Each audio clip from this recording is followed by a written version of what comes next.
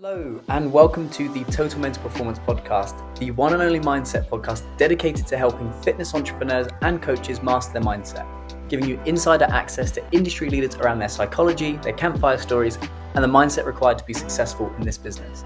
I'm your host, Kyran, mental performance coach and founder of Total Mental Performance, the world's fastest growing specialist mindset service dedicated to the fitness industry. So, without further ado, let's lean in and listen. Yes, team. Welcome to another episode of the Total Mental Performance Podcast. Today, I brought in one of the big guns from my boardroom, and I talk a lot about big statement, mate. You put me on a pedestal. Yeah, that's it. I talk a lot about the boardroom, and anybody that's listened to this podcast will know that I'm a big advocate for having senior advisors that have been there, they've done it, they've been around the block. So ultimately, they can help you avoid mistakes, make the best decisions, and no matter what, when shit hits the fan, you need someone to call. And for me, Kirk Miller is that guy I call when it comes to my health, my training, my nutrition, my ultimate personal management. Kirk, thank you so much for coming on, mate. Thank you so much, mate, for such a kind introduction. I know we've only been in each other's life for a matter of months now, but I think the connection very early on was very, very natural, mate. So I'm very grateful that the introduction you've given me, and hopefully I can deliver today on this podcast to all your listeners. So Kirk, run me through the highlight reel of your background. So obviously fitness cover model. I think you've been on the most covers of Men Health or something like that. Men's fitness. As I say, I was, what brought me into the industry was winning the Men's Health competition in 2010. And I got a couple of covers off that, which was great. But then what that did is it sort of, it was like a conveyor belt. Covers from then with Men's Fitness all around the world, and then obviously there was some smaller publications and things like Muscle and Fitness, but it just got instant exposure from that. But as we'll sort of talk about in today's podcast, it doesn't matter how many covers you've got. It doesn't matter about the six pack. Doesn't matter about the perception of how people see your life and your body, if you haven't got certain other things in check, which is what I've been so passionate about the last 13, 14 years, about sort of trying to master and evolve from, so I can give more, basically. That's it. So for context, Kirk leads Built to Last. So Built to Last is the leading program for business leaders. And when we say Kirk works with big hitters, I've been in some rooms with some big dudes, and in there was just, I'm not talking size here, I'm talking commercial and business success. There was some incredibly successful people in that room, which is incredible. On top of that, he obviously has his own fitness background, his own journey, and just an all-round incredible guy. Let's talk about very quickly my experience. Say that again, buddy. Let's talk very quickly about my experience. Yeah. I mean, about when I started. Yeah. Fucking hell, that was intense, wasn't it? Yeah. I mean, the thing is, I think where me and you had a lot of similarities, Kyran, is we both come from a sporting background, and mine was football, of course, and the aspirations to be a professional footballer. Yours, of course, was to be a professional boxer, I'm guessing, at some point. And what I could detect in you, obviously me being a bit of an older man now in the industry, if I'm nearly touching 40, but I could just see certain patterns and ultimately that's probably why we've connected and we're working together, that I just thought, right, okay, I don't want you to wait as many years as I did before I got a grip on certain things, because when you've achieved the level of success, for example, Kyran, that you did, and anyone even listened to this, maybe who's achieved great success in a certain given area of sport, then you've got phenomenal traits inside you to do great things. But sometimes those traits can be amazing, like, because you go to levels that other people can't go to, especially in sport, in your sport or your business or with your physique. But sometimes it can be a double-edged sword. And I think with yourself, Kyran, both of us very similar, maybe a lot of high performers, etc., and even other coaches perhaps listen to this. If you've been able to achieve a great body or been a success in a certain sport, like Kyran was, for example, at boxing, myself with football, sometimes those traits can be self-sabotaging and hold you back mentally or professionally. And I think with yourself, Kyran, it's just been amazing to see you grow even in such a short period and get even more control and just sort of breathability, so to speak, with certain things. So see you do that in such a short space of time is great, but I'm more excited about, just sort of continually layering those better habits, The word that you said there was breathability. Yeah, 100%. So when I came into that process, it was almost like that old boxer who had been lying dormant was all of a sudden awoken. Yeah. And like you said, those double-edged swords, those traits, fucking hell. So for me, when I was boxing, I was a very anxious boxer right up until fight day. Fight day, I was so relaxed, so calm. I felt unstoppable. Yeah, but why do you think that is? Like, I know obviously we're... Fear of failure, not feeling good enough, not feeling worthy. Yeah. I also had really key coach of mine. He died. He passed. I was on a point where I was winning nearly every single fight. I was unstoppable. Yeah. And Martin Calvert, God rest his soul, incredible man, changed my life. Yeah. If I can make the impact that he made on my life for all of my clients, I'm happy. Like, incredible guy. Yeah. He died. He was a healthy man to dead in 2 weeks of cancer. Wow. Completely fucked everything. And then I promised him I'd win him a national title, which I never did. But that put a lot of pressure on I put a lot of pressure on myself. Yeah. When you couple that pressure of I want to do him proud, and there's a deep limited belief that I'm not enough anyway. Yeah. I used to put all of this fear, this doubt, this anxiety, this stress, and this pressure. Yeah. And then when we started training again, because I hadn't really, since the boxing, really put my mind to anything. Yeah. It was like that anxious fighter that had a fight coming up in 8 to 12 weeks or a tournament or whatever. Yeah. He just crept back into the gym, and I remember sending you voice notes, sending you messages every gym session. Yeah. Well, what about this? Or this doesn't seem perfect. Or what about this? And that. And you just say, breathe. Yeah. Because I think what that comes down to, mate, and this is how I can, there's no judgment on you or anyone else listening to this. Deep down, in that moment, when the anxiety creeps in, it's when we create such a ridiculous and realistic expectation or level of perfection in our own mind of what we need to do and who we need to be successful, to get significance and ultimately self-acceptance. And like I say, in that moment, decide I am enough. And I think that's where there was a lot of similarities with myself and yourself, Kyran, and I could see this. It's going, what is perfect deep down? Everyone has a different description of that. It's so perception led, not just person to person, but also in the different areas of life of that person, whether it's to do with body, business, friendship standards, relationship standards. Do you know what I mean? Like, what is a short time? What is a long time?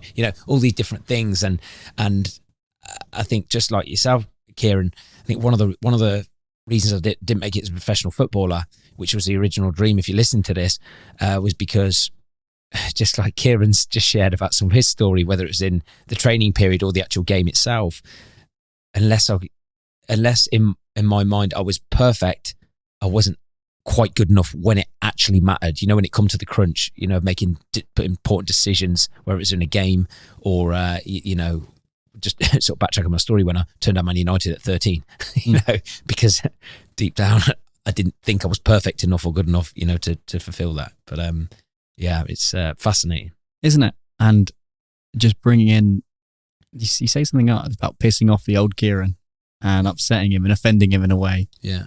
And for me, when I came into that training, all of a sudden I was trying to be perfect, like I was when I was fighting on my diet.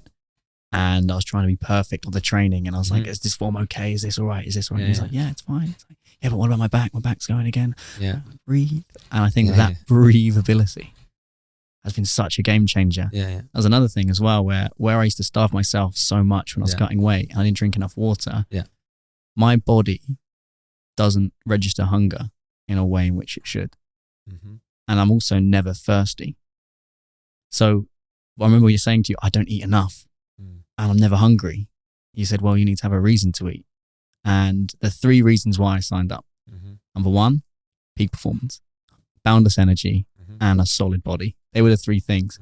And you said to me, well, whenever you're not hungry, just say to yourself, I'm eating for optimal performance, boundless energy, and a solid body. Yeah. And that little thing just hijacked the whole situation. Because I was like, well, I might not be hungry, but that's not what I'm eating. Yeah, you know what I'm trying to do in that moment, and I think it's a very clever sort of self-tool for anyone listening to this, is get really, really clear in your mind of what you value most and what you're trying to achieve, what your target is, right? So you were very, very clear on that. And then continually remind yourself of the consequences if you don't implement the habits that are going to create that outcome that you want. And I think that's really important to remind yourself of that consequence. So then you create internal leverage and you do the things you know you should do, even though you don't want to. Even if it isn't perfect, you'll keep moving forward, or you're more likely to, at least. But then on the flip side, as we all know, Kyran, obviously you're obviously a powerhouse with the mindset as well. Is you need pleasure and a deeper meaning to sustain that. Because I think we've all,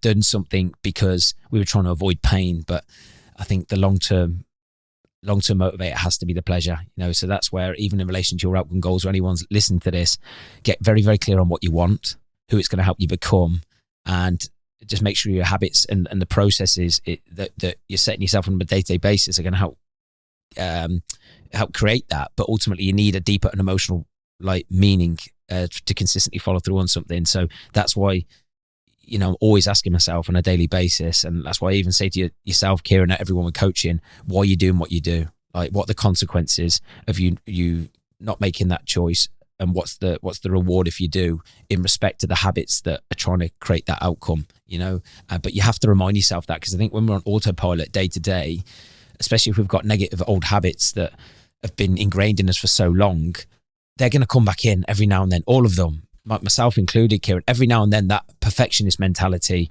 it creeps back in with me. I can see it, but you kill the monster early when you're aware of it, and you ask yourself a better question in that moment, and go, what does it really mean? Because I know for me, Kyran, I lived in the past for so long, and that was holding me back.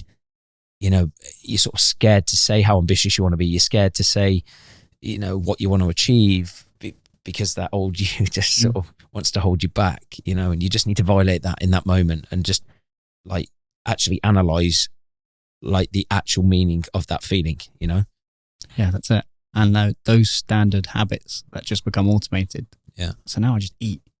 I don't even think of that. Even so, I live with Ben and Heron.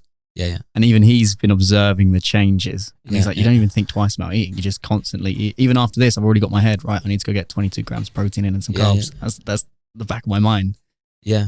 And I think when you just automate those changes, it becomes so much easier. For example, do you remember when I said to you, I can't train hard more than 3 times a week? Yeah. It was just because I wasn't eating enough. Yeah. So what I was saying was true. When I train hard more than 3 times a week, I'm fucked. We're going to look at the reason, well, why are you so fucked? And then now that I'm eating consistently, now I'm training 5-6 times a week, and I have more energy, and I want to get back to the gym now. So exactly. Fascinating. Yeah, exactly that. And then not only that as well, obviously, because it could be a technical thing of, or more a specific process input that's obviously going to hold you back from achieving goals. But also I think a massive thing for me, which is obviously what I'm always noticing with yourself, with clients, even with myself, words are so powerful, when we say I can't do something, or I am this way, and the more we say that, we're going to make it right. The more we label ourselves, the more we say we can or can't do something, we are going to find a way to make that right eventually. So I think language is incredibly powerful, which is why the words I am, even if you're listening to this, what are the words that generally follow the words I am regularly in your daily vocabulary? Are they serving you, and are they in pursuit of the person you're trying to become, or are they slowing you down and holding you back more towards the old you that you're sort of trying to walk away from, and it's not, I think it's even take these little signs as a positive, when these feelings, and I can't do this, or I am that person that deep down you don't want to be, take that as a positive. I think you need these little regular feedbacks every now and then to remind you how far you've come, because generally when we say we've got a setback or something, say for a setback, for example, it's only because we've raised the bar that we actually notice that setback as a setback now, especially when you're a growth-minded person, which you are, and no doubt half the people listening to this are, And the power of language. So if we think about words, it's the best communication tool we've got. Mm-hmm. That's pretty hard to communicate with just words. If you think about the actual structure of a word, we experience words emotionally differently. Yes. So let's talk about the word love. Yeah. In English, we've got love. Yeah. And when I say the word love, you'll get a chemical response in your body, and your mind will process that chemical response and go, okay, that's love. Cool. Yeah. But in other languages, there's more than one word for love. There's like a brotherly love. Yeah. There's a sisterly love. Okay. There's a family love. There's a lustful love. There's so many different to that. Yeah. So you can see, particularly on an international stage, when people are communicating cross languages and certain words release a certain chemical within you, you can start to understand, well, it's not about the words that everyone else uses, but it's about the words that you use. Yeah. So let's say we use the word bland. Some of us will think bland's pretty shit. Exactly. Some of us will experience Gordon Ramsay going, bland, fucking bland, and it's funny. Yes, exactly. And if you can pinpoint not what other people mean by that word, but what you mean by that word, and getting really in touch with that and changing it for words that chemically and emotionally feel more powerful for you. Couldn't agree more. Couldn't agree Changes more. the game. Couldn't agree more, mate. And like, obviously, I've done some work with Brendan Bouchard, and he calls them like success markers. Yeah. Like, for me, what are your 3 success markers? If anyone listening to this, like, what if I was to ask you, what are the 3 words that have made you successful and that will continue to make you successful? The clearer you can articulate them, and as Kyran's just said, get emotionally connected to those words in your moments of, can I do something? Or you start doubting yourself, or those limitations start creeping in. If you've got those 3 words at the forefront of your mind, and like, I know Brendan, for example, he reminds, having reminders on your phone throughout the day, or even if you're in an office, have them staring you in the face. But if you can either say them consistently or have them visually, whatever is going to like make you tick, then God, that there's power. I know my 3 words, world-class standards and consistency, might sound a bit heavy, but those words keep me exactly that. Do you know what I mean? As in consistent, but again, like you've just said, Kyran, neither of us want to force our way on someone else, and because different words will have different meaning, and they can be based on certain words that like excited you as a kid, or from moments in your life where you were those 3 things or one of those 3 things. But whatever's going to make you feel good and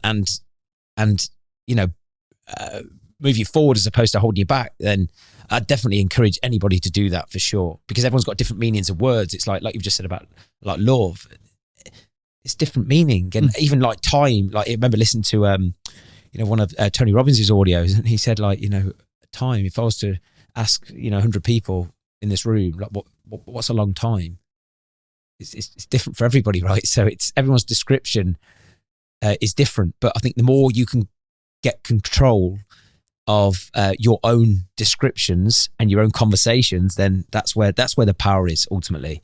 That's it. 100%. Those success markers, I call them anchors. Yeah, exactly. What is an anchor? Exactly. An anchor sticks the boat to the fucking floor in choppy waters so the boat doesn't float off. 100%. When you have those anchors, my one is the word solid. Yeah. Because when you think about solid, it's not breakable. Yeah. It's not all over the place. Yeah. It's there. It's present. It's strong. Yeah. But for some people, they'll hear solid and they'll think, weirdo. Yeah. What's that about? Yeah. But for me, I want to create everything to be solid. Yeah. Another word for me that's really important is potent. Yeah. Yes, I love it. Yeah. So actually wrote that in a post there. Potent. Yeah. So everybody that comes through TMP. Yes. This is going to sound a bit odd, but if you think about the psychedelic world, if you think about those substances, pound for pound, LSD is potent. Yeah. Such a small amount of that drug can create so much change. Yes. Whereas something else, you'd have to, like magic mushrooms, for example, you'd have to eat so many for that to create the same effect. Yeah. So potency is really important. Yeah. When somebody comes through our 1-to-1 program, that's a 4.5 month process. Yeah. But that is so potent, you will never look at yourself or reality or anything else the same again. Yeah. So that potency is so important. How can you create so much change in such a small dose of whatever it is? And when you start to have those anchors and you start looking at reality through those anchors, 100%, it just changes the game. And you start to, for those that you probably know, the reticular activating system. So it's the part of the mind where, when you go to buy a car, and you go in the showroom, you see it, and you never really noticed that car before. But when you're out, you see it everywhere. Yeah, 100%. Yeah. Well, when you start activating the reticular activating system towards anchors, towards things that you want, and this is where the manifestation idea comes from. I don't believe that you can manifest anything without fucking harking really hard. Yeah, 100%. But it is important to have a vision. But if you don't plant the seed in the first place, then you can't. If like you say, if you haven't created something to be inspired by or to get you excited, it's not there. You need something to get you excited. I think often when we get stuck, and I know I was almost from the age of 20 to 25, Kyran, yours was maybe similar after the boxing thing, is like you're in no man's land. And that's when reactive behavior patterns come on, because if you're not getting your needs met, or your day-to-day life, whether it's through your job, your relationships, or just how you're mapping out your 168 hours, aren't meeting your needs, you're going to find a way to meet them in disempowering ways. And for me in the past, it was drinking drugs, things that didn't serve their purpose, destructive relationships, Well, most people aren't aware of what their needs are. No. And I think, and it's really fucking hard. I know. Yeah. Because until you get clear on what your needs are, you can't function. 100%. You need to know what's already influencing you before you can progress with anything. It's like, even if I'm trying to, help you or anybody else or anyone listening to this, I need to go, okay, what's already influencing that person? Because you can't influence someone if you don't already know what's already influencing someone, which is why I'm sure you'll agree, Kyran, even with, our own coaching methods, and we've had some great conversations about this, have evolved more into a discuss, don't solve mentality of questions and probing, because someone's more likely to do something if they feel like they've made the decision, which is why, like dictatorship, and I think even in sport now, there's a reason why certain managers are more successful than others, because I think they're just even better with people, but understanding what's already driving you, which is why anyone listening to this, whatever your goal is, whether it's personally, professionally, emotionally, ask yourself why do you actually want that goal? Like, how will it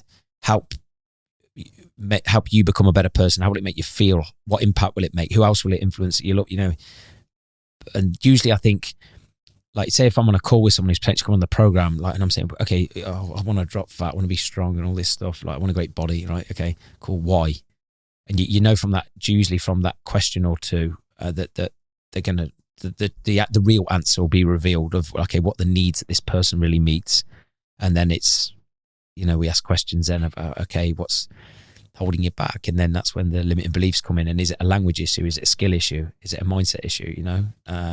But yeah, it's really, really powerful. One thing I do as well, Kyran, before every sort of major activity. So even before this, right, I actually closed my eyes and just did some nasal breathing, and I sort of, when I come out of just that minute or two when I'm closing my eyes and I'm just like taking my state to a different place, I actually say to myself, what three words or what trait, what Kirk do I want to bring to this conversation here? Because one thing I've been really, really bad at in the past is, I'm not perfect with this to this day, but when you're in a certain work task, what Kyran or what Kirk needs to go to that work task. When you're in a social occasion, what Kyran or Kirk, and of course, you are who you are. You want a free flow, and you don't want to be robotic with these things. But I think it really, really helps when you determine, right, for each activity, and like Brendan Bashar calls it, like managing transitions, which traits of you, like at your core, are needed in that situation. Do you understand? Because I've been terrible at taking, from work to relaxing, whether it's in my friendships or relationship. I think we've spoke about this. I mean, absolutely lethal. I think as a high performer, and especially coaches listening to this, I think we're the worst at it sometimes of going, right, work, million miles an hour, and like, grinding, all this stuff, right? But we're absolutely shit at, relaxing and like decompressing. Yeah, 100%. It's like, I'll be happy when, and I'm doing this and I'm doing this, and it's like, you've just been to, obviously, I went to Zanzibar. Yeah. So I took 7 days off, complete digital detox, deleted Instagram, Facebook, WhatsApp for business. My whole team, no one contacted me, no clients, literally zero TMP communications. And I was just being still, and it was incredible. And some of the thoughts and the ideas that I was processing out there. I've come back with 70% less thoughts. Wow. Wow. Which is pretty fucking helpful from a strategic perspective, because we're at a point now where we're now designing, we've already got the plan for the whole year, but you have to assess each single stage. I see the year as a 12, it's so boxing and cliche, but I see the year as a 12-round fight. Each month is a round, and you're going to have some rounds you're going to have the shit kicked out of you, and you're going to have some other rounds where, you go, fucking hell, what's next? But what's great about that, and I suppose it ties in a little bit, even with like, my built to last theory is like, you're going to have some periods where you're not 100% like perfect, or the conditions aren't going to be 100% perfect. But and you don't need to be. Exactly. Who cares? Because the thing is, imagine how boring life would be if everything was like super smooth. It's like, whether it's in business or body, like you're talking to someone who's been in shape for my whole life pretty much. But how I value that now, even more so than when I was in my 20s, is by having moments where you're a little bit more relaxed, or had a drink and got pissed, or had a bit of relaxed, shitty food, because then you have the little dips in energy and you have the little bit of fatigue, and okay, cool. Well, I just know that I need that cue every now and then to sort of value and really appreciate, when things are going really well, or you are feeling like, But I'd argue that's from a mindset, from a mental performance perspective, that's actually better. Because I talk a lot about decompression moments. 100%. It's what I've got right now, if anyone's not there, is I've got my hand to my head, and it's almost like a decompression valve. We go, So when we went to watch Tyson Fury, we sat there, had some food, watched the boxing, incredible. And sure, from an energy perspective, the next day you might not have been as on it, but from a mindset perspective, on the Monday, Tuesday, Wednesday, where you've gone 100%, you're probably feeling much better. 100%, Kyran. And as I said, like anyone listening to this, like I'm nearly 39 now, and like people I'm known for probably being. I genuinely believe I'm the most consistent man on the planet when it comes to staying in shape. Like I've evolved through age, injuries, niggles, all this stuff. Like, but I've done it with social balance, and that is so important, because I think there's a lot of bullshit out there of especially influencers, coaches, fitness models, and I've been some of these insecure guys in the past, wherever their whole status is based on likes and body and all this stuff, and but you need your pit stops. Like even I'm friends with great physiques too, and I think genuine like high performers, they have their pit stops, whether it is, and it doesn't necessarily always have to be drink or food, but you need something to recharge the batteries, and even like Kyran is immensely passionate about what he does. I've come across a lot of people in my time, and he's obsessed at growth. And one of the biggest attributes I can say to you, Kyran, is, you always want to get better, and you're genuinely in this because you want to help people, which is an incredible asset. And anyone who's investing in him or thinking of investing in him would realize that he cares like you would not know about every single person that invests in him. Okay. And I'm passionate about what I do. You can still be supremely passionate about what you do, but enjoy the process, and whatever your thing is, just take yourself away from it for every now and then, because to have sustained success, and for me, I mean sustained success like years, not just even a year or two. Anyone can have a great business for a year or two. Anyone can have a great body for a year or two. For me, you've proved nothing if you can't sustain that over time. And it might sound a bit blunt, but it's, if you look at all the people that we look up to on this earth right now, like, where people go, God, there, your Tyson Furies, and he's been through some crazy shit, unbelievable character, one of the strongest mindsets I've ever seen in sport. But even like your Dwayne Johnsons, even elite business owners, personal development experts, the reason we look up to them, right, these people who've done great things in sport, business, personal development, is because they've done it for a relentless period of years. But if you actually analyze these people as well, they have fun, they have downtime. Do you know what I mean? And yeah, of course, 100%. And whereas I think sometimes on socials, people paint just the perfect. God, this guy's a fucking machine. But trust me, don't anyone listen to this, don't think you can't achieve unbelievable things yourself just based on an unrealistic perception of how perfect you think that person might be. Because me and Kyran, like you say, know incredibly successful people. I coach some unbelievable people, and not one of them are perfect. Ultimately, I wouldn't have a business if they were perfect, because they wouldn't need to invest in me to look better. If I was perfect, why would I have to spend money on mentors myself, trying to learn and become more valuable and control my mindset the way I never used to? It's the thing I love to say about this point, and rightly or wrongly, potentially arrogantly, I said once, which to an ex-girlfriend, which was, it's one thing to win the belt, it's another thing to keep the belt. 100%. And it's another thing to keep the belt again and again and again. Yeah, 100%. And again. I love Tyson Fury from a story perspective. Yeah. In our lifetime, one of the best heavyweights around. Yeah. But if you look at history, if you look at Ali, Joe Louis, Evander Holyfield, all of those, they won the belt and kept the belt for a long time, 100%. and then they lost it, and then they won it again, and then they kept it and kept it and kept it and kept it. Yeah. So when you really think about, you know, achieving whatever success, and air quotes, means to you, it's one thing to do it, but can you do it again? Yeah, 100%. And again, and again, and again. Yeah. People forget that success is boring. Yeah. It's doing the basics. It is. Again, and again. 100%. 100%. I think I spoke about this, didn't I? You know, the divide that we had, Kyran, it's like, I did the diagram of like, okay, say if you're listening to this too, it might relate. Okay, I want a great body, great mindset, confidence, energy, health. It's quite a simple formula, right? I actually do a diagram, and maybe I'll share this to Kyran. He can put it on his Instagram at some point.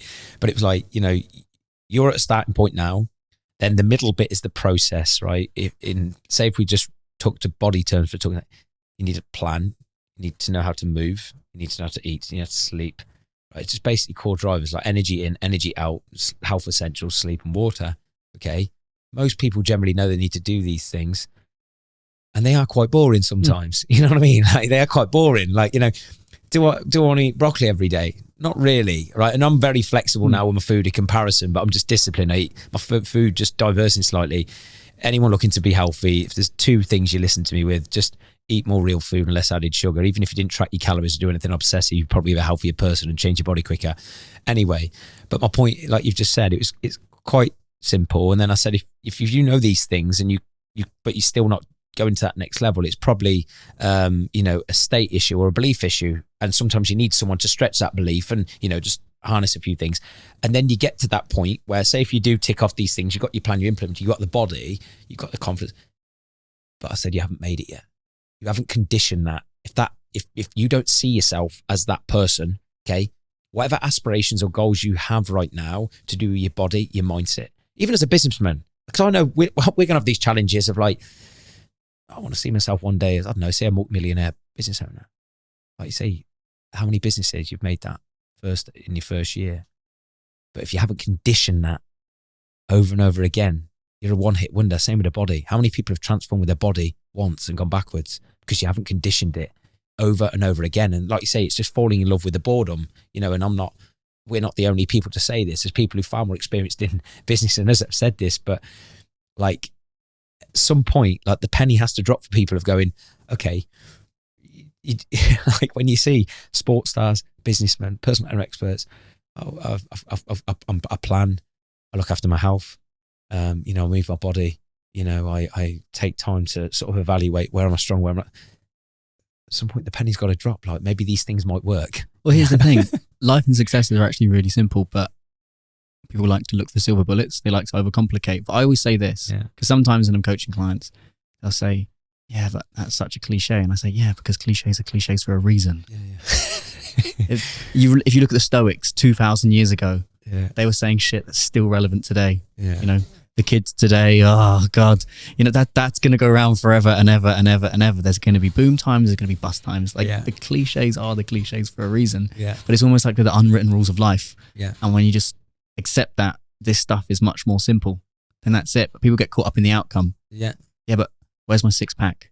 Where's my X figure business? Where is my X car? Where is all of this? But at the end of the day, you just automate the process. Those things come, and the achievement isn't the happiness, it's the character, in my opinion, from what I've seen, particularly working with clients that are worth $10 billion, coaches that are incredibly successful. I work with professional sports athletes.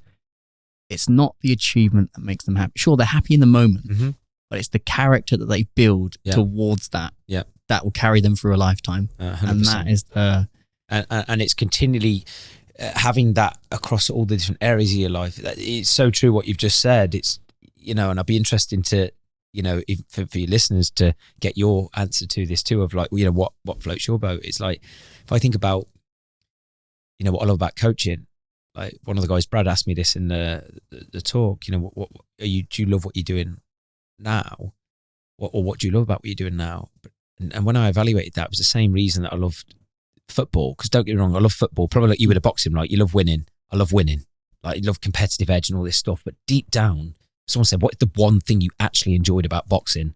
Or what is the one thing you actually enjoy about your business? And like, for me, for football, it was like, I love having to perform at my best so others performed at their best. Do you know what I mean? It was the actual, like you say, that 90 minutes of you like leading and driving forward. You know, your teammates are tired. That was far more enjoyable than lifting a cup or, in the goal, you've won 3, knowing that, you know what, you've done that. And now you're doing that in coaching. Like, I love for me to keep my standards high, Kyran, and demanding more from myself. So consciously and subconsciously, hopefully it rubs off on you and everyone. Do you know what I mean? But deep down, it's the same. But I didn't understand that for so many years. Do you know what I mean? You're just looking at a surface level going, oh yeah, I'm happy when I win.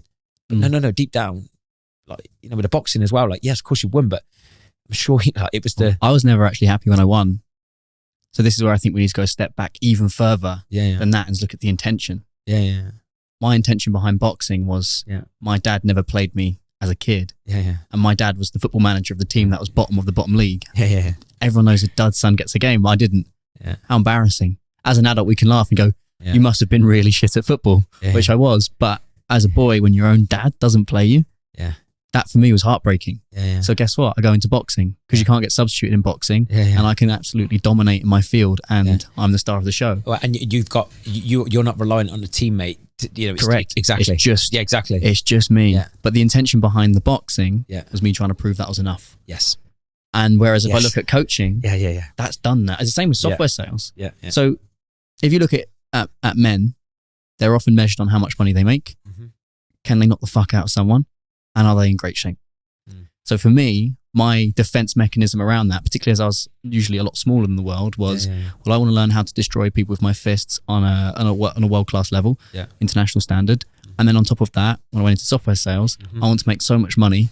And then on top of that, because I was very lean, even when I was in sales, because I was partying too much and probably taking too much MDMA while I was working. So I was like this insecure dude in central London that's just come off the back of an international boxing career.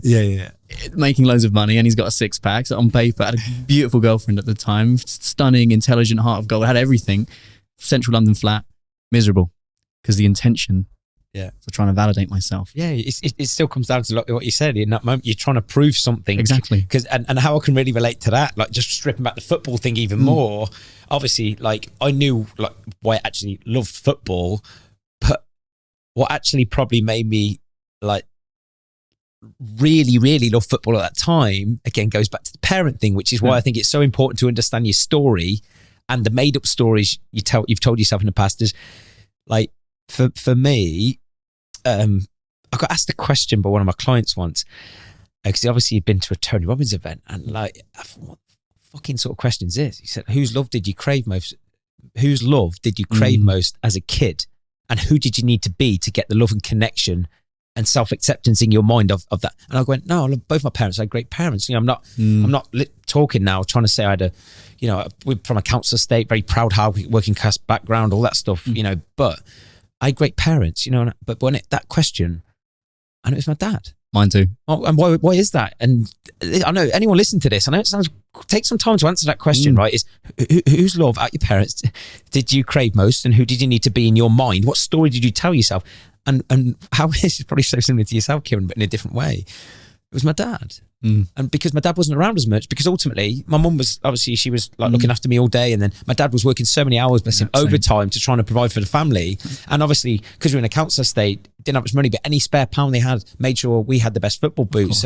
And you know what, that's why, my number one brand value, perseverance, it comes from my parents, but just getting to the point, so sorry, I'm a bit waffly with that, is in my mind, my childhood memories, right, with me and my dad, right, and even in teenage years, was I told myself a story that I had to win every single time my dad watched me, because I just remember so many memories of me athletics, cross country, like literally now, even now I've tingled like talking about this, where my dad is clapping as I'm raising my hand, winning every single race. I mean, I lost 2 races from the age of 6 to the age of 16, which is mental. I'm not being arrogant saying that. It was just a fact. And this was off the back of being told at the age of 6, the only sport to do is swim. So obviously I proved that guy wrong, but that was a double-edged sword as well, because then, but my point is, even with my dad, it was like, I associated my dad with, when I see my dad, I have to win to make him proud, and I'm enough, and be perfect to do that. Do you understand? Because I remember sometimes I'd arguments with my dad's, Kyran, because I've been the best player on the pitch, but I've given 3 passes away. but it wasn't good enough because my dad couldn't watch every single week. That the one game is here. I've scored 5 goals, but I've got the ball away twice. Do you know what I mean? And it was a double-edged sword, Kyran. And then you're like, that's great from a sporting perspective to some degree, where you're winning everything. You're the captain. You're this. You're this. You're this. You're this. You're this. But because going back to what we probably said at the start of this talk, it was such an outrageous expectation I put on myself and pressure that when it actually come to the pivotal moments at Coventry and that decision with Man United, I conditioned that much that I had to be fucking perfect, to go to that next level, and and it just you're lining. It's just a matter of time before you fail. Exactly that, and I see it so much with men that need to prove their dads. Such a funny thing happened on holiday. So something I always used to do, because I always used to be ripped when I was boxing, I'd go to my dad in the kitchen. He'd be sat there, he'd be having his pint after work or whatever, looking out. He'd usually put the radio on, Talk Sport. He sat there, and I'd be like, "Dad, what do you reckon?" And he'd be like, "Yeah." But he's very proud of me, but he doesn't express emotion. My dad's old school. Yeah, and that's okay, man. It's funny. At the time, It's funny because in the end, particularly with a lot of the therapy that I've been doing around body image, around sort of how I look and all of that. When I was in Zanzibar, he said, "Oh, can you send me some pictures?" So I sent him a couple of pictures or whatever. And what I used to do is I used to send him stuff looking for a compliment. I get it. And I didn't. And then he goes, "Mate, you're looking in incredible shape." And I thought, fucking hell, the final moment where I didn't care about the validation, I got it. But it's fascinating. And when you look at everything that was driving all of that, to go back to our earlier point around why do you coach? Come back to intention. We look at sport, the intention, and for me, software sales was about validating myself. I didn't feel enough to try and prove myself in some way. I look at why have I built TMP, and I really thought about this. I took the afternoon off when I was already off. I took the afternoon to explore the concept of freedom when I was on holiday. Spent literally the afternoon, just some music on, I was playing the Beatles, just writing and writing and writing.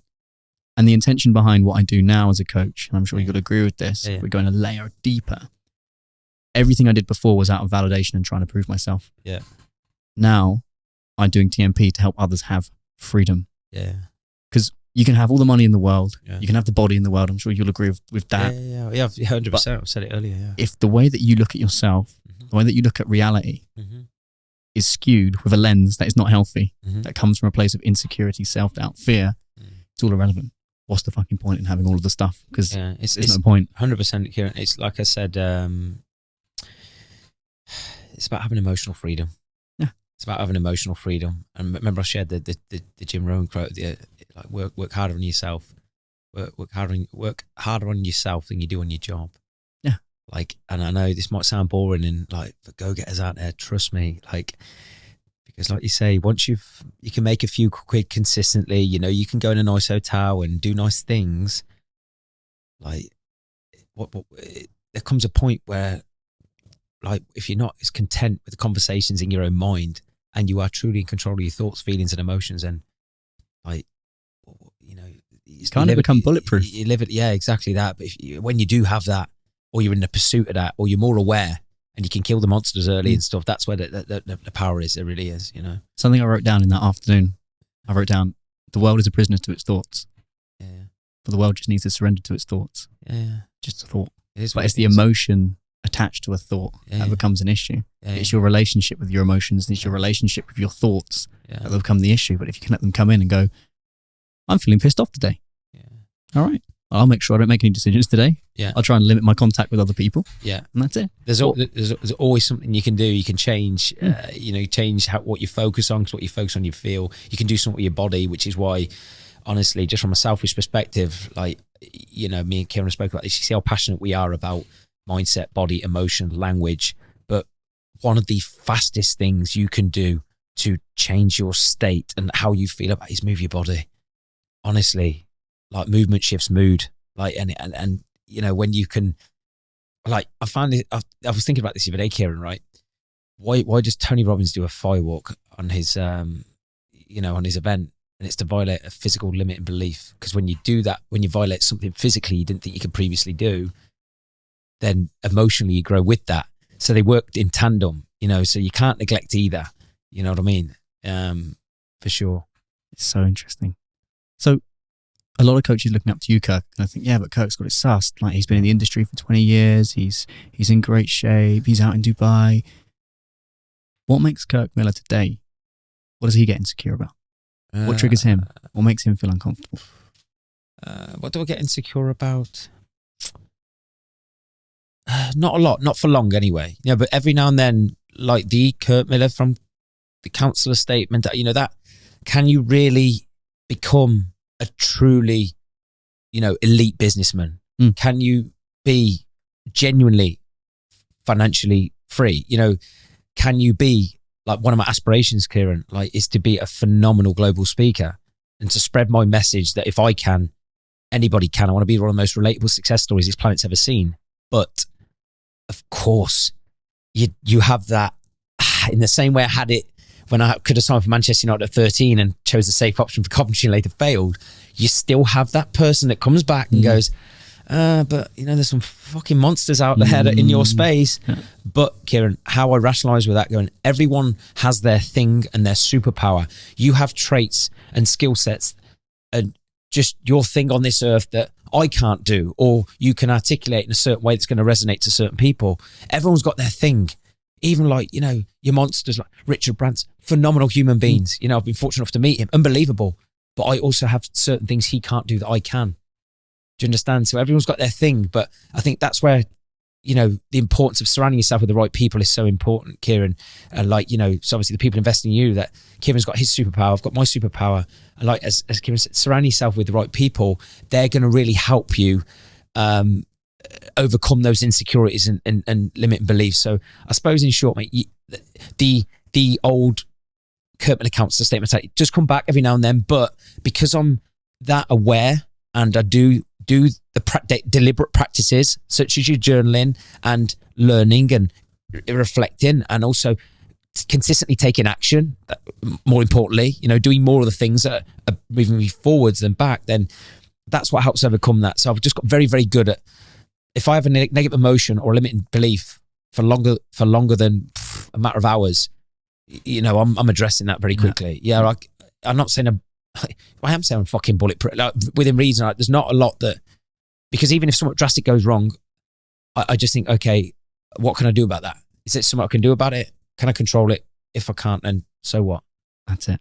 Kirk, forget us as a team, as an organizer. I call businesses are like organisms. Yeah. They're like bacteria that are growing and whatever. Mm-hmm. Forget us, TMP, as an organism, as a tribe. Yeah. But what does the phrase total mental performance mean to you? If you had total mental performance, how would you know? Total mental performance, I think, and this is, I suppose, one of the sort of like pillars in my, not pillars, one of the topics off the pillars in my, I think total mental performance for me is just genuine emotional consistency, like genuine emotional consistency, and just a set of standards that is, it's sort of top of the pole, really. You know what I mean? But just genuine emotional consistency, because total mental performance for me, you can't have that unless you're emotionally consistent. Like total mental performance is a powerful set of words, but we can't have that unless we are emotionally consistent. Kirk Miller, thank you so much, mate. You're Where can everyone find you? They can find me on all the social media platforms. If you're talking Kirk Miller, there's generally a bit of an underscore after a couple of them because someone's rudely stole the original template. But no, and then I do have my own podcast as well coming out soon, the Kirk Miller podcast, which I'm extremely excited about. Just sort of really being honest, and hopefully we have shared today. So Kirk, thank you so much. It's an honor. Thank you for being my boardroom. Thank you for being an awesome guy. And guys, do share this on your story. Do tag me and Kirk. Let us know some feedback. You can find this on Spotify. You can find this on Apple Podcasts, everywhere. Do leave us a rating. It's another episode of the Total Mental Performance Podcast. Big love, and I'll see you all soon.